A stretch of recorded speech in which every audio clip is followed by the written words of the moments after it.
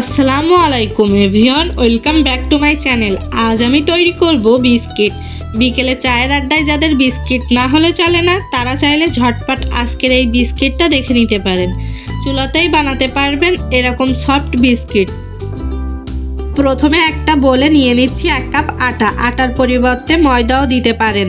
আর half cup নিয়ে নিচ্ছি powder sugar, 1/4 চা চামচ লবণ আর 1 টেবিল চামচ দিয়ে দিচ্ছি গুঁড়া দুধ। তারপর শুকনো উপকরণগুলো আমি ভালোভাবে একটা হ্যান্ড উইক্স দিয়ে মিশিয়ে নেব।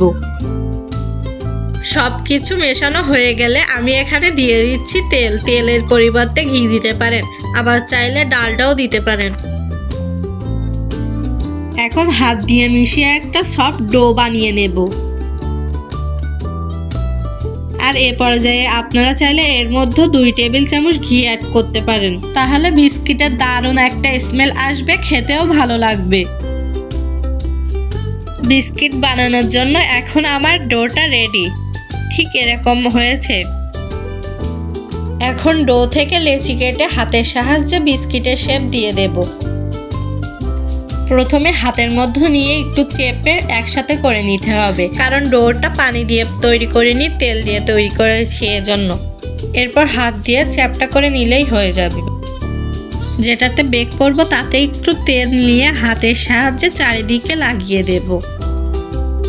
আপনারা যে কোনো শেপে এই বিস্কুটগুলো বানাতে পারেন, আমি আজকে গোল শেপেই বানাচ্ছি।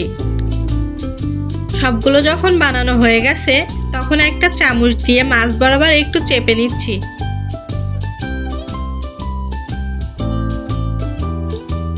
সবগুলো বিস্কুট চেপে নেওয়া হয়ে গেছে। এখন আমি উপরে বাদাম দিয়ে দিচ্ছি।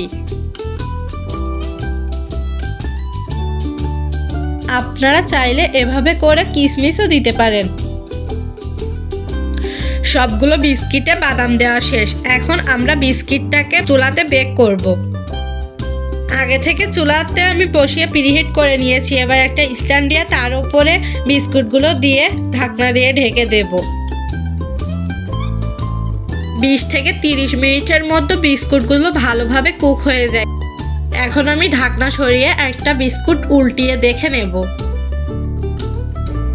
এখন আমার বিস্কুটগুলো হয়ে গেছে। এখন এটাকে আমি নামিয়ে নেব। গরম থাকা অবস্থায় বিস্কুটগুলো অনেক নরম থাকে। চুলা থেকে নামানোর পর বিস্কুটগুলো ঠান্ডা হয়ে যাবে আর কিছুটা শক্ত হয়ে যাবে। খুব সিম্পল রেসিপিতে এরকম একটা বিস্কিট আপনি নিজেই রেডি করতে পারবেন। অল্প কিছু উপকরণ দিয়ে আপনি বাসায় ঝটপট এই বিস্কিট বানিয়ে নিতে পারবেন।